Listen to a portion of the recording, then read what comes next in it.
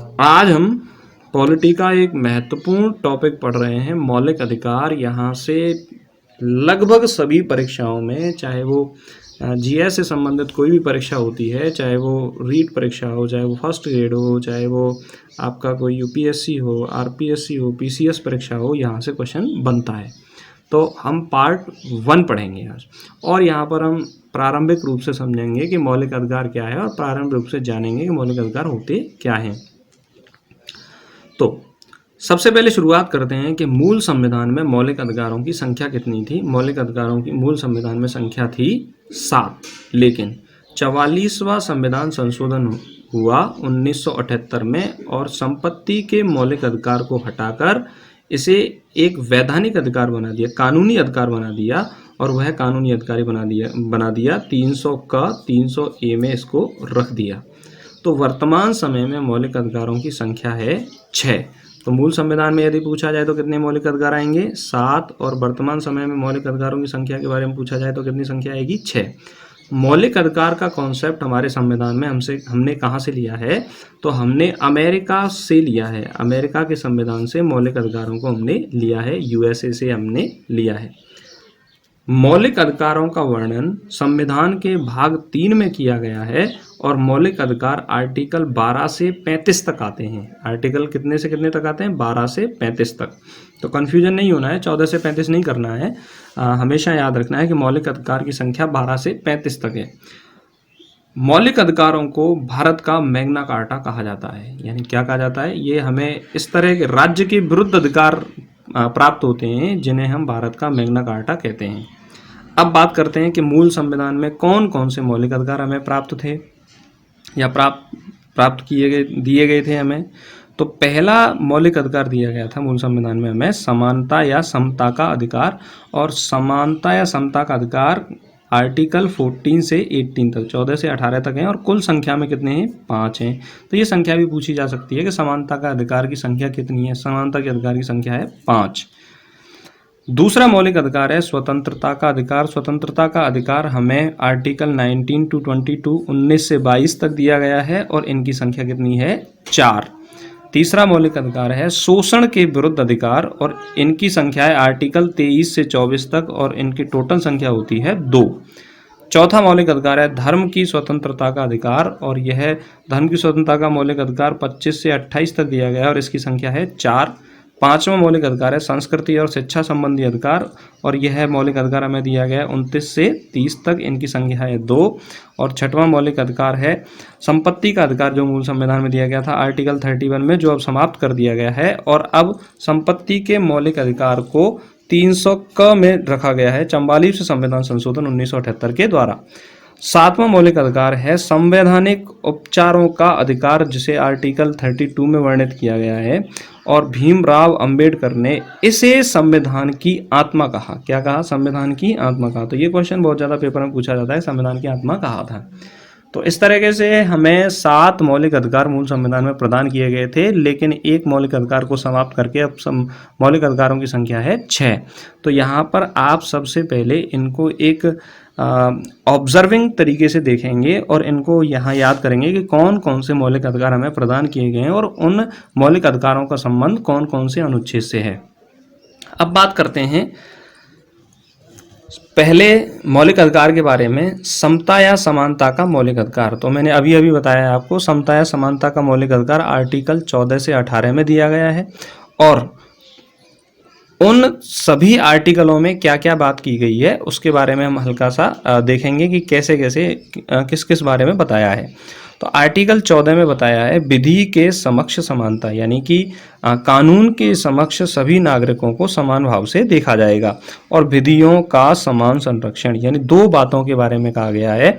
याद रखें, आप कीवर्ड याद रखेंगे जिससे आपको मौलिक अधिकार याद हो जाएंगे। तो पहला आर्टिकल 14 में कौन कौन से अधिकार दिए गए हैं? विधि के समक्ष समानता और विधियों का समान संरक्षण। तो बहुत ज्यादा इंपॉर्टेंट है, दोनों बातों को आपको याद रखना है।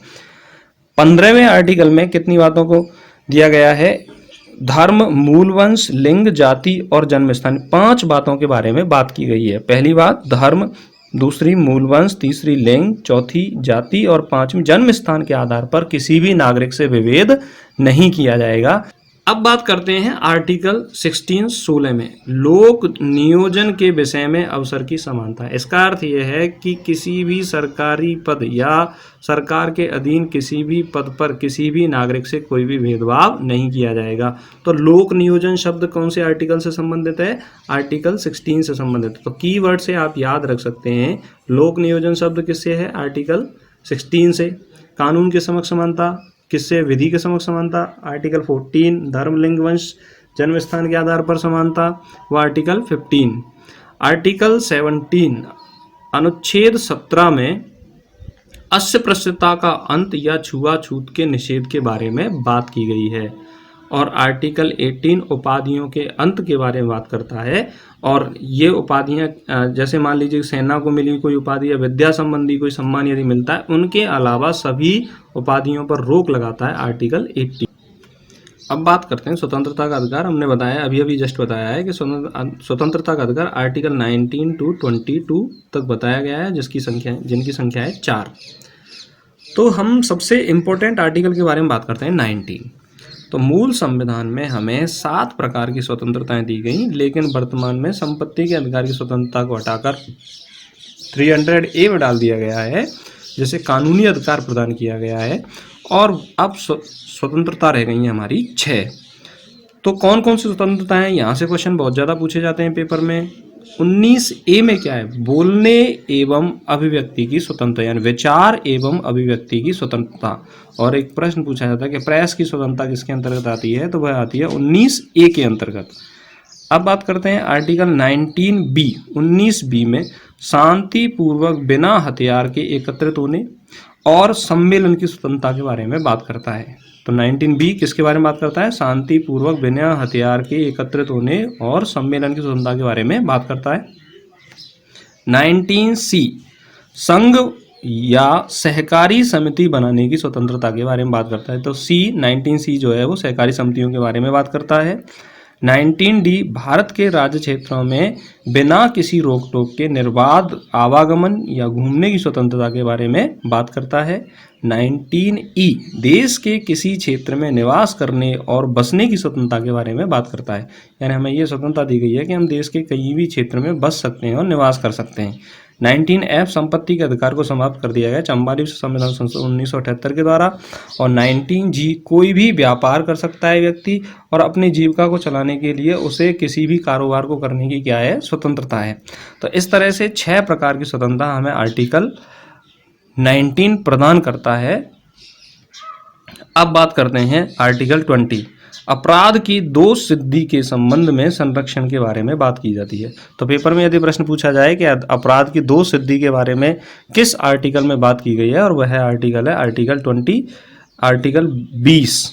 और इसमें कितनी तरह की बातों को बताया गया है? 3 तरह की बातों को बताया गया है। पहली बात है कि यदि एक अपराध है तो एक सजा मिलेगी। दूसरी बात है कि अपराध के समय जो कानून होगा सजा भी उसी कानून के तहत होगी, ना कि उससे पहले वाले कानून के तहत और ना उसके बाद वाले कानून के तहत।